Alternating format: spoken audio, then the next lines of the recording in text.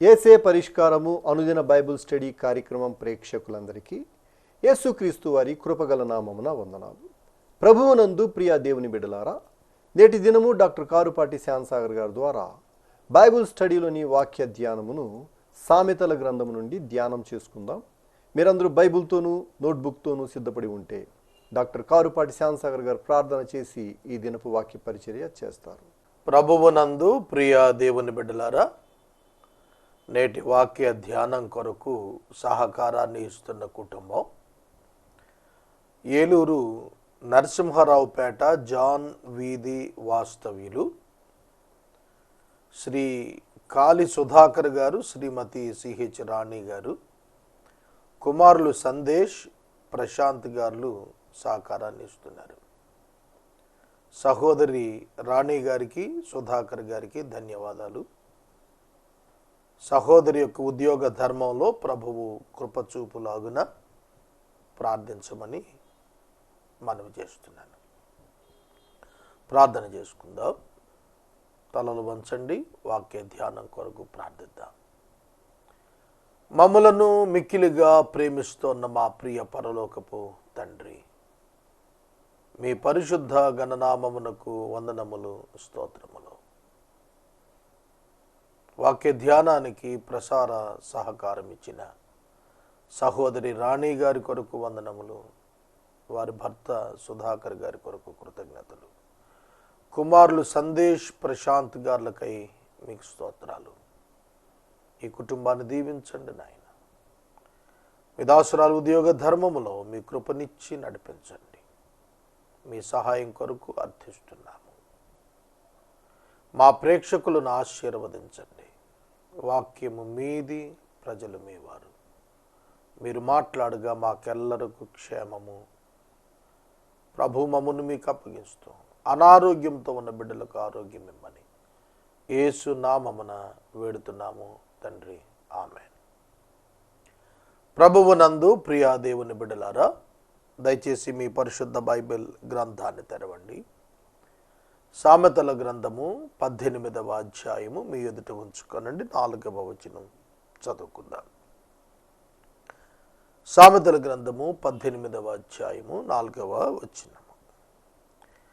మనుషుని నోటి మాటలు లోతు నీటి వంటివి, అవి నదీ ప్రవాహము వంటివి, జ్ఞానపు ఊట వంటివి.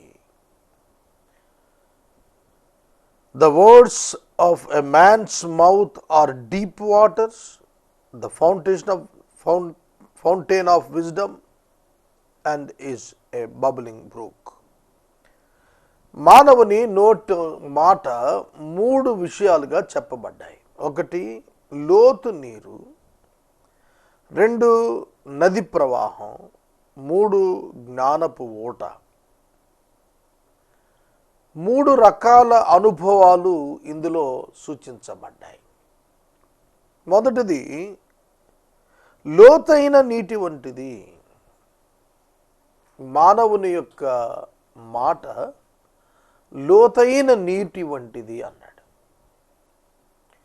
అంటే హృదయాన్ని సూచిస్తోంది నోటి మాట. ఆ నోటి మాట ఎట్లా ఉంటుందట? లోతైన నీటి వంటిదిగా ఉంటుంది. దిగిన వానికి దిగిన కొలది తెలుస్తుంది. లోతైన నీరు అనుభవాన తెలుస్తుంది. అంటే దాని యొక్క లోతు అనుభవం మీద తెలుస్తుంది. మానవుని యొక్క మాటలు అనుభవంలో నుండి వస్తాయి. ఆ వ్యక్తికి కలిగిన అనుభవాలలో నుండి. ఎంతటి లోతైన అనుభవాలు, బలమైన అనుభవాలు ఉంటాయో అంత బలమైనటువంటి సాక్ష్యం అతని నోటి నుండి వస్తుంది. ఇది మనం గ్రహించాలి. అంతేకాదు, లోతు నీటి వంటివి అనేది మరొక సత్యాన్ని జ్ఞాపకం చేస్తున్నాయి. The depth of the water and the depth of the word. ఆ మాట యొక్క అర్థం, దాని ఫలితం అనుభవంలో, ఎక్స్పీరియన్స్లోని ఇతరులు తెలుసుకుంటారు. నదీ ప్రవాహం వంటిది.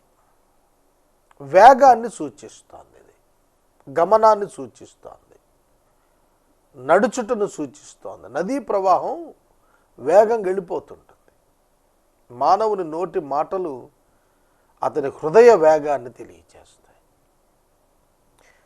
అంతేకాదు జ్ఞానపు ఊట, ఆ మాటలు వాటి నుండి జ్ఞానము ఉబుకుతూ వస్తూ ఉంటుంది.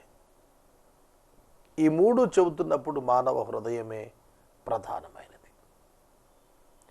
మన హృదయము లోతైన అనుభవాలు కలిగినటువంటి హృదయము, వేగవంతమైన అనుభవాలు కలిగినటువంటి హృదయము, ఉబుకుతూ ఉన్నటువంటి అనుభవాలు కలిగినటువంటి హృదయము, దానినే నోటి మాటలు బయటికి పంపుతున్నాయి. కనుక నోటి మాట మానవ హృదయాన్ని సూచిస్తుండగా వివిధ అనుభవాలు గుండా నడిచిన వ్యక్తికి ఎప్పుడు కూడా ప్రాధాన్యత ఉంటుంది. 4వ వచనం, తీర్పు తీర్చుటలో భక్తిహీనుల ఎడల పక్షపాతము చూపుటయు నీతిమంతులకు న్యాయము తప్పించుటయు క్రమము కాదు. It is not good to be partial to the wicked or to deprive the righteous of justice. నీతిమంతులకు న్యాయము తప్పించేయటం క్రమం కాదు. తీర్పు తీర్చుటలో భక్తిహీనుల పట్ల పక్షపాతం చూపటం కూడా క్రమం కాదు. పక్షపాతము అనేటువంటి పదం గుర్తించాలి, న్యాయము తీర్చుట అనే పదం గుర్తించాలి. పక్షపాతము అంటే ఫేవర్నెస్. మనం ఒక్కొక్కరిని ప్రత్యేకంగా ప్రేమిస్తూ ఉంటాం, ఇతరుల కంటే వారిని ఎక్కువగా చూస్తుంటాం. అది పక్షపాతం. ఒకరికి ప్రాధాన్యత ఇస్తాం, ఇంకొకరికి ఇవ్వం. సమాన ప్రాధాన్యత ఇవ్వవలసిన వారమై ఉండి కూడా ఇవ్వం. అదే పక్షపాతం అంటే. తీర్పు తీర్చుటలో ఎన్నడూ భక్తిహీనుల పక్షముగా ఉండరాదు. నీతిమంతుడిని న్యాయం తప్పించి మాట్లాడటం, భక్తిహీనుడికి పక్షపాతం చూపి అతని తప్పును ఖండించకపోవడం రెండూ కూడా క్రమమైన పద్ధతులు కాదు. మొహమాటం ఉన్న వాళ్ళే ఇలా చేస్తారు, మొహమాటం లేని వాళ్ళు ఖండించేస్తారు, క్రమపరుస్తారు. తర్వాత వచ్చిన బుద్ధిహీనుని పెదవులు కలహమునకు సిద్ధముగా ఉన్నవి, దెబ్బలు కావాలని వాడు కేకలు వేయును. A fool's lips walk into a fight and his mouth invites a beating. చూడండి ఏమంటున్నాడు. బుద్ధిహీనుని పెదవులు కలహమునకు సిద్ధముగా ఉన్నవి. బుద్ధిహీనుని యొక్క పెదవులు కలహమునకు సిద్ధం, పోట్లాడటానికి నిత్య సిద్ధమైన వ్యక్తిగా బుద్ధిహీనుడు ఉంటాడు. అటువాడు దెబ్బలు కావాలని కేకలేస్తున్నాడు అన్నాడు. నోటి మాట వీపు దెబ్బలకు కారణం అవుతుంది అన్నాడు. నోటి మాట వీపు దెబ్బలకు కారణం అవుతుంది. ఇష్టం వచ్చినట్టు మాట్లాడిన వాడు దండించబడతాడు. ఇది ఇక్కడ అర్థం. బుద్ధిహీనుని నోరు వానికి నాశనము తెచ్చును, వాని పెదవులు వాని ప్రాణమునకు ఉరిని తీసుకుని వచ్చును. A fool's mouth is his ruin and his lips are a snare to his soul. గమనించండి. బుద్ధిహీనుడు నాశనము తెచ్చుకుంటాడు తన నోటి మాట ద్వారా. బుద్ధిహీనునికి నాశనము తప్పదు. నోటి మాట చేత ఎవడును తనను శిక్షించేటట్టుగా చేసుకోకూడదని మనం దీని ద్వారా నేర్చుకుందాం. కొండెగాని మాటలు రుచిగల భోజ్యములు, అవి కడుపులోనికి దిగిపోవును. పనిలో జాగు చేయువాడు నష్టము చేయువానికి సోదరుడు. Who ever is slack in his work is a brother to him who destroys. పనిలో జాగు చేయుట, జాప్యము చేయుట, ఆలస్యము చేయుట, అప్ టు ద మార్క్ లేకపోవటం నాశనం చేయటంతోనే సమానం. చూడండి, ఈ ఎక్స్పీరియన్స్ నేను చూశాను. వర్క్లో కమిట్మెంట్ లేకపోవటం వల్ల పని నష్టం. కొందరు పని ఒప్పుకుంటారు కానీ పూర్తి చేయరు, కొందరైతే అసలు ప్రారంభించరు. ఈ సందర్భంగా నేను ఒక మాట చెబుతాను. పనిలో జాగు చేయువాడు, ఒక పని చేయటానికి ఒక టీం ఏర్పడ్డాం అనుకోండి. వాళ్ళు ఎవరెవరు ఏ పని ఎంత సమయంలో ఎంత మేరకు చేయాలనేది ముందస్తు నిర్ణయం ఉంటుంది. అందుకే ఒక గుంపుగా, ఒక జట్టుగా ఏర్పడతాం.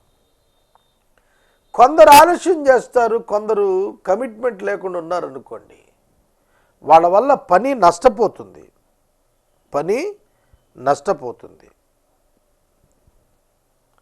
ఇది చాలా సందర్భాల్లో డిఫరెంట్ కమిటీస్లో చేరిపోయి పనిచేయని వ్యక్తుల వలన వారి ఆబ్జెక్టివ్స్ దెబ్బతిన్నవి నేను చూశాను. ఒకళ్ళు ఇద్దరు పనిచేస్తుంటారు, మిగతా వాళ్ళు ఆ పని ఫలితాన్ని ఎంజాయ్ చేస్తుంటారు తప్ప వాళ్ళు పనిచేయరు, ఆలోచన చేస్తుంటారు. అందుకనే ఎప్పుడూ కూడాను ఒక గోల్ సెట్ చేసుకున్నప్పుడు టైం బౌండెడ్గా దానిని టాంజబిలిటీ ఉండేటట్టుగా సెట్ చేసుకుంటాం. ఒక పని చేయాలి, ఆ పని ఇన్ని గంటలకు ఇన్ని యూనిట్స్ వర్క్ అవ్వాలి.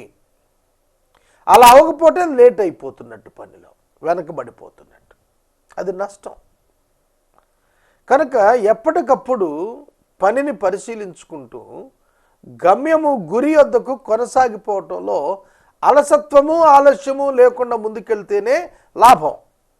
అలా కాకపోతే నష్టం, అపార నష్టం. చాలామంది పని ప్రారంభించరు, కొందరు పని మొదలుపెట్టి దాన్ని ముగించరు, కొందరు ముగిస్తారు కానీ ఆలస్యంగా ముగిస్తారు. జాగు చేయుట నష్టానికి కారణం. అందుకే ఒక పెద్ద ఆయన నాతో మాట్లాడిన సందర్భంలో చెప్పాడు ఏమిటంటే, మీరు రేపటి దినమున చేయదలిచిన పని ఈ దినానే చేయండి, ఈ దినాన మీరు చేయాలనుకున్న పని ఆలస్యం చేయకుండా వెంటనే చేసేయండి అన్నాడు.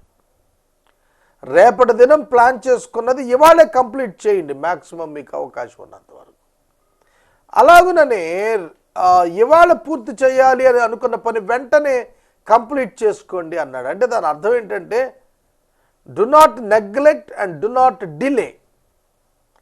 ఆలస్యం చేయొద్దు, నిర్లక్ష్యం చేయొద్దు. పనిని నిర్లక్ష్యం చేయటం అపరాధం. మనం ఒప్పుకున్నది మనం చేయలేకపోవటం వల్ల నష్టం. నేను డిఫరెంట్ యాక్టివిటీస్ కొన్ని టీమ్స్తో కలిసి చేసిన అనుభవం ఉన్నది నాకు. ఒకడు కష్టపడి పనిచేస్తుంటే ఇంకోటి చక్కగా నిద్రపోతూ ఎంజాయ్ చేస్తూ ఉంటాడు, ఇంకొకటి స్వలాభం చూసుకొని తిరుగులాడుతూ ఉంటాడు. పని సఫర్ అవుతుంది, అక్కడ డిస్ట్రాయ్ అవుతుంది, డిస్ట్రక్షన్ వస్తుంది. కనుక ఏ పని మనం ఒప్పుకున్నా ఆ పని చక్కగా సంపూర్ణం చేయాలి. యెహోవా నామము బలమైన దుర్గము, నీతిమంతుడు అందులోనికి పరిగెత్తి సురక్షితంగా ఉండును. వండర్ఫుల్ వర్స్ అండి. The name of the lord is a strong tower, the righteous man runs in to it and is safe.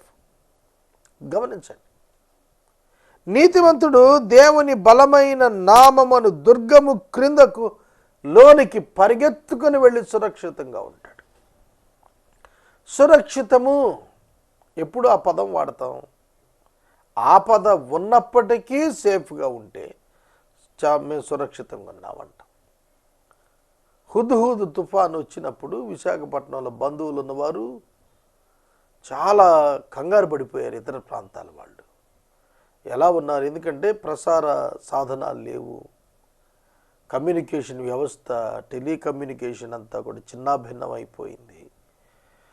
తుఫానుకు ఇండ్లు పడిపోయాయో, స్థలాలు ఎట్లా ఉన్నాయి, పొలాలు ఎట్లా ఉన్నాయి, చెట్లు పడిపోయాయో తెలియటం లేదు, కుటుంబాలు ఎట్లున్నాయో ఆందోళన చెందారు. కనుక అటువంటి పరిస్థితి ఉన్నప్పుడు టెలిఫోన్స్ రెస్టోర్ అవ్వగానే తెలిసిన మేము సురక్షితంగానే ఉన్నామన్నప్పుడు హాయిగా ఉంటుంది ప్రాణం. ఆపద ఉన్నప్పుడే సురక్షితం అనే పదానికి అర్థం తెలుస్తుంది. ఆపద లేకపోతే అందరూ కామన్గా ఉంటాం. ఇక్కడ అన్నమాట ఏమిటంటే, యెహోవా నామం బలమైన దుర్గము, ఆయన యందు ఆశ్రయం ఉంచిన వారు దానిలో దాక్కుంటారు, దానిలో పరిగెత్తుకెళ్తారు, దానిలో సురక్షితంగా ఉంటారు. దేవుని నామము సురక్షితమైన స్థితిని ఇస్తుంది. ఆయన బలమైన దుర్గమై ఉంటాడు మనకు. ఆయనను విశ్వసించిన వారు సిగ్గుపడరు, సురక్షితంగా ఉంటారు. నోవహు దేవుని బలమైనటువంటి దుర్గమైన ఆ నామం పేరిట ఓడ నిర్మాణం చేసుకుని జలప్రళయములో సురక్షితంగా ఉన్నాడు ఓడలో. కారణము దేవుని తనకు దుర్గముగా చేసుకున్నాడు. 11వ వచనం, ధనవంతునికి వాని ఆస్తి ఆశ్రయ పట్టణము, వాని దృష్టికి అది ఎత్తైన ప్రాకారము. A rich man's wealth is his strong city, and like a high wall in his imagination. వాని దృష్టికి వాని ఆస్తట ఎత్తైన ప్రాకారంలో ఉంటుంది. ఎత్తైన ప్రాకారం అంటే హై అలర్ట్ సెక్యూరిటీ, చాలా గొప్ప భద్రతా వలయం అన్నమాట. కాంపౌండ్ వాళ్ళు కడతారు ఇంటి చుట్టూతో, దానిపైన గాజు పెంకులు పెడతారు, లేదా ఇనుప మేకులు తిరగేసి పెట్టేస్తారు. ఎందుకు? ఎవరైనా దాన్ని జంప్ చేయాలంటే కోసుకుంటుంది, గుచ్చుకుంటుంది, దాంతో ప్రమాదం అని. అంటే it indicates the security measures, భద్రతా ప్రమాణాలను సూచిస్తుంది అన్నమాట. అలాగే ఇక్కడ కూడా నీతిమంతుడికి దేవుడు ఆశ్రయస్థానంగా ఎంచుకుంటే, ధనవంతుడట ఆస్తిని ఆశ్రయస్థానంగా ఎంచుకుంటాడు, ఎత్తైన ప్రాకారంగా ఎంచుకుంటాడట. అందుకే ధనవంతుడు పరలోక రాజ్యంలో ప్రవేశించుట దుర్లభం అని చెప్పాడు. ఎందుకు దుర్లభం అట? వాళ్ళు ధనాన్ని ప్రేమిస్తారు, దేవుణ్ణి ప్రేమించరు, మనుషుల్ని ప్రేమించరు. వస్తువులు ప్రేమిస్తారు, ధనాన్ని ప్రేమిస్తారు, అంతే. ధనాపేక్ష గల స్వార్థపరులు అన్నమాట. అలాంటి వారికి వాని ఆస్తి ఆశ్రయ పట్టణంగా అనుకుంటాడు. ఆపద రాక మునుపు నరుని హృదయం అతిశయపడును, ఘనతకు ముందు వినయముండును. Before destruction a man's heart is haughty, but humility comes before honour. విపత్తు ఆపద రాక మునుపు హృదయం ఎట్లుంటుందో తెలుసా? అతిశయంగానే ఉంటుంది. అక్కడ అతిశయంగా ఉన్నటువంటి ఆ యొక్క వ్యక్తి తన హృదయాన్ని, ఆపద రాకముందు బాగానే ఉంటాడు, ఆపద వచ్చినప్పుడే కూలిపోతాడు. ఘనతకు ముందు వినయం ఉంటుంది, but the humility comes before honour. 13వ వచనం, సంగతి వినక ముందు ప్రత్యుత్తరం ఇచ్చువాడు తన మూఢతను బయలుపరిచి సిగ్గు పొందును. If one gives an answer before he hears, it is his folly and shame.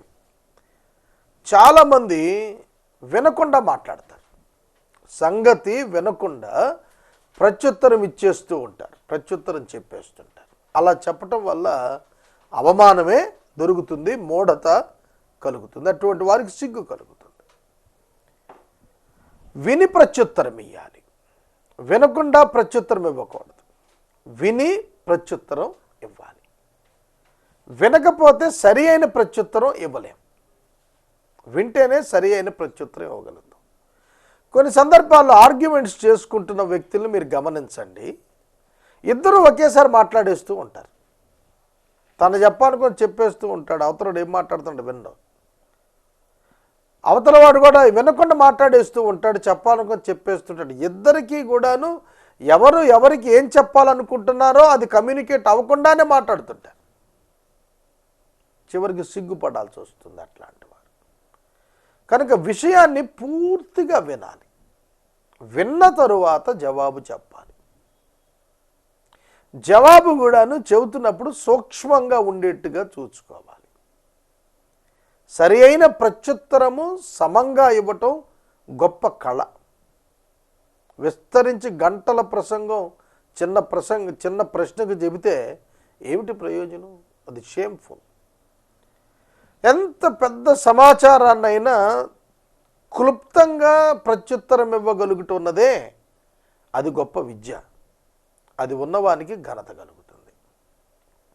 సంగతి వినకుండానే ప్రత్యుత్తరం ఇచ్చేస్తే మనం అవమానం పాలవుతాం. నరుని ఆత్మ వాని వ్యాధిని ఓరుస్తుంది, నలిగిన హృదయాన్ని ఎవడు సహింపగలడు? జ్ఞానుల చెవి తెలివిని వెదుగుతుంది, వివేకం గల మనసు తెలివిని సంపాదిస్తుంది. ఒకడు ఇచ్చు కానుక వానికి వీలు కలుగజేస్తుంది, అది గొప్పవారి ఎదుటకు వానిని రప్పిస్తుంది. ఈ వచనాలు ఒక్కసారి చూద్దాం. జ్ఞానుల చెవి తెలివిని వెతుకుతుంది. ఇవాళ యవనస్తులు తమ వినికిడిని దేనికి వినియోగించుకుంటున్నారు అని చూస్తే, తనకు కూటికి గుడ్డకు రాని వాటి కొరకు తమ సమయాన్ని వెచ్చించి పాడు చేసుకుంటున్నారు. ఇక్కడ జ్ఞానుల చెవి తెలివిని వెదుకును అన్నప్పుడు మనం గుర్తించాల్సింది ఏమిటి? నువ్వు దేని కొరకు నీ సమయాన్ని వెచ్చిస్తున్నావు? ఏ విధంగా నీ వినికిడిని కొనసాగించుకున్నావు? జ్ఞానాంశ బోధనకు వెళుతున్నావా, లేకపోతే వ్యర్థమైన వాటి కొరకు నీ చెవినిచ్చి సమయాన్ని హృదయాన్ని పాడు చేసుకుంటున్నావా? వివేకం గల మనసు తెలివిని సంపాదిస్తుంది.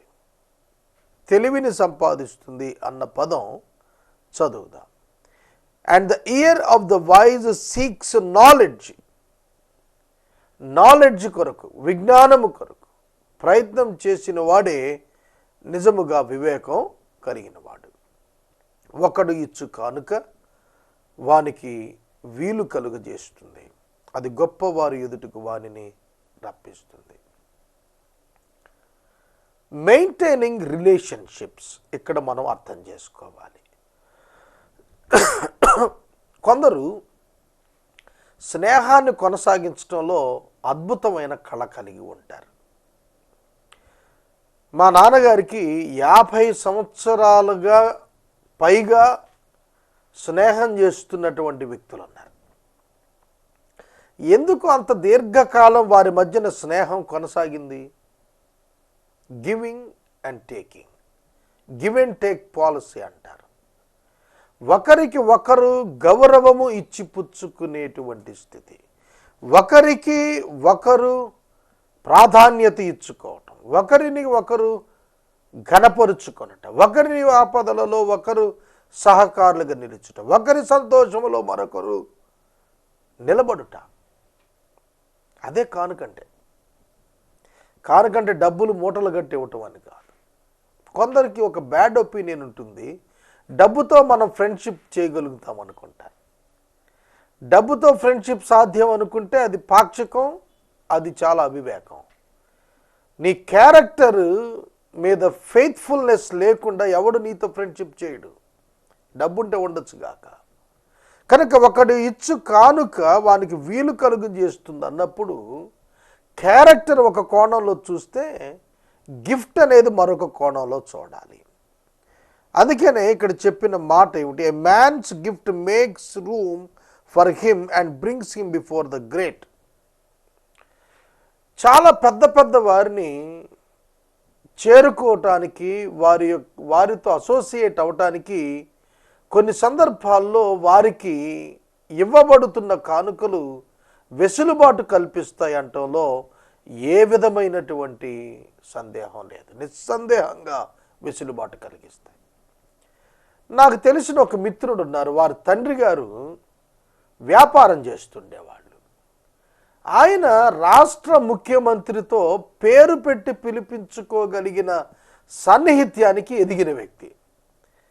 నేను నా మిత్రుడిని అడిగాను, ఎట్లా సాధ్యమయ్యింది ఇది? ఒక వ్యాపారం చేస్తూ ఒక ప్రాంతంలో ఉన్న ఆయన రాష్ట్ర ముఖ్యమంత్రి పేరు పెట్టి పిలవగలిగి ఫోన్ చేసి పలకరించే స్థాయికి ఎట్లా వెళ్ళాడు అని అడిగాను.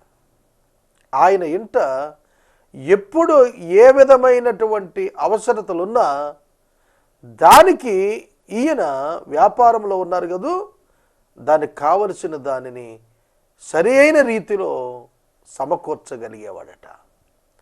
కొన్ని సందర్భాల్లో కానుక రూపంలో సమకూర్చాడట. కనుక అది గొప్పవారి ఎదుట అతనికి అంగీకారాన్ని తీసుకొని వచ్చింది.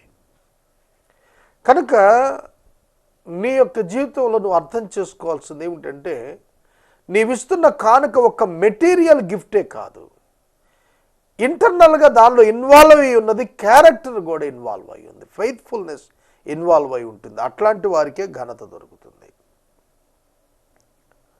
వ్యాజ్యమందు వాది పక్షము న్యాయముగా కనబడుతుంది. అయితే ఎదుటవాడు వచ్చిన తర్వాతే వాని సంగతి తేటగా బయటపడుతుంది. ఒక్కొక్కళ్ళు రిపోర్ట్ ఇస్తారు, కంప్లైంట్స్ చేస్తుంటారు. అది వింటుంటే నిజమే అనిపిస్తుంది, కానీ ఎదట వ్యక్తి కూడా వచ్చి సంజాయిషి ఇచ్చుకున్నప్పుడు కానీ అర్థం కాదు. కొందరు వచ్చి చెబుతారు, ఏమిటోనండి అస్తమానం మామూల్ని హేళన చేస్తున్నారండి అంటారు. ఎదుట వ్యక్తి హేళన చేస్తున్నాడని ఆరోపణ పొందిన వ్యక్తి వచ్చి దాని యొక్క వివరణ ఇచ్చినప్పుడే ఈ వ్యక్తి ఏం చేస్తే అలాంటి పరిస్థితి వచ్చిందనేది తెలుస్తుంది. కనుక వన్ సైడెడ్గా ఎప్పుడు జడ్జిమెంట్స్ ఇవ్వటానికి వీల్లేదు. ఇరుపక్షాల వాదనలు వినాల్సిందే న్యాయమూర్తి. కనుక ఇక్కడ వ్యాజ్యము వాడుతున్నప్పుడు వ్యాజ్యము కొరకు అప్లై చేసిన వాడు సరైనట్టుగానే కనబడేటట్టుగా అప్లై చేస్తాడు. కొందరు వివాహ సందర్భంలో వచ్చిన సమస్యల విషయంలో రిపోర్ట్స్ ఇస్తున్నప్పుడు, కంప్లైంట్ చేస్తున్నప్పుడు, వారు సంజాయిషీలు ఇస్తున్నప్పుడు వాళ్ళు చెబుతున్న మాటలు వింటే అంతా నిజమే అన్నట్టు అనిపిస్తుంది. కానీ అవతల వారిని కూడా కూర్చొని దాని మీద వివరణ అడిగినప్పుడు అర్థమవుతుంది, వీరి విషయం బయటపడుతుంది అప్పుడు. కనుక వ్యాజ్యంలో అప్లికెంట్ యొక్క వ్యాజ్యమే గొప్పది అనుకోవద్దు. ప్రతిగా అవతల వారిని కూడా తెలుసుకున్నప్పుడే అందులో సత్యాసత్యాలు వెలుపలికి వస్తాయి. చీట్లు వేయుట చేత వివాదములు మానును, అది పరాక్రమశాలులను సమాధానపరచును. A lot puts an end to quarrels and decides between powerful contenders. పరాక్రమశాలులు సహితము వారు సమాధానం పొందాలి అని అంటే ప్రమాణం ఏమిటంటే చీట్లు వేయటం. అంటే వారు ఒక అంగీకారానికి వచ్చి ఒక నిర్ణయం తీసుకున్నప్పుడు మాత్రమే ఆ విధమైనటువంటి సమాధానం వారికి వస్తుంది. ఉదాహరణకి ఒక స్థలం ఉందనుకోండి, ఇద్దరు కొనాలనుకుంటున్నారు, ఇద్దరు ఈక్వల్గా ఫైట్ చేస్తున్నారు. అప్పుడు ఎవరి కొరకు ఈ యొక్క స్థలం అని మనం చీట్లు వేస్తే ఇద్దరు ఓకే చెబితే, అంగీకరిస్తే వారికి సమాధానం వచ్చేస్తుంది. అలాగే కొంతమంది కొన్ని సందర్భాలలో మనం చూస్తున్నప్పుడు తగాదాలు చీట్లు వేయటం ద్వారా సమసిపోయినవి ఉన్నాయి. అన్నదమ్ముల మధ్యన వాటాలు కానీ, బంధువుల మధ్యన వాటాలు కానీ విషయంలో అనుకూలమైన చీటు ఎవరికి వస్తే వారికి ఇది అని అనుకుంటే దాని ప్రకారం సమాధానం వచ్చేస్తుంది. కాబట్టి గాడ్స్ డెసిషన్ తెలుసుకొనుటలో పాత నిబంధన గ్రంథంలో చీట్లు వేసే అలవాటు ఉండేది. అది నిర్వివాదాంశంగా మారిపోతుంది అన్నమాట. కనుక ఈ వచనం అది ఆధారం. చీట్లు వేయటం చేత వివాదాలు సమసిపోతాయి, పరాక్రమశాలులకు కూడా సమాధానం వస్తుంది. ఇక్కడ వాక్యాన్ని నిలుపుదల చేస్తున్నాను. ఎపిసోడ్ సహకారం ఇచ్చినటువంటి కుటుంబం ఏలూరు ఎన్ఆర్పేట జాన్ వీధి వాస్తవ్యులు శ్రీ కాళీ సుధాకర్ గారు, శ్రీమతి సిహెచ్ రాణి గారు, కుమారులు సందేశ్ ప్రశాంత్ గారు సహకారం ఇస్తున్నారు. దేవుడి కుటుంబం దీవించునుగాక. మనము ఇంతవరకు డాక్టర్ కారుపాటి శ్యాన్సాగర్ గారి ద్వారా బైబిల్ స్టడీలోని వాక్య ధ్యానమును సామెతల గ్రంథము నుండి ధ్యానం చేసుకుందాం. ఈ కార్యక్రమం ద్వారా మీరు పొందుకునిచున్న ఆత్మీయ మేలులు ఒక ఉత్తరం ద్వారా మాకు తెలియచేయండి. మీ ప్రార్థనా మనవులు మాకు తెలియచేస్తే ఏసే పరిష్కారం కార్యాలయంలో ఏర్పాటు చేసిన ప్రత్యేక ప్రార్థనా శిబిరంలో మీ కొరకు ప్రార్థిస్తాం. మీ కుటుంబ పక్షముగా ఒక ఎపిసోడ్ ప్రసారం చేయాలనుకునేవారు మాకు తెలియచేస్తే మా సిబ్బంది మీ గృహాలను దర్శిస్తారు. ముగింపు ప్రార్థన ఆశీర్వాదాలతో ఈ కార్యక్రమాన్ని ముగించుకుందాం. ప్రార్థన చేద్దాం. మమ్మల్ని మిక్కిలిగా ప్రేమిస్తున్న మా ప్రభు మీకు వందనాలు. వాక్యం విన్న వారిని దీవించండి. ఘనత, మహిమ, ప్రభావాలు మీరు పొందండి. యేసు నామమున వేడుతున్నాము తండ్రి, ఆమేన్.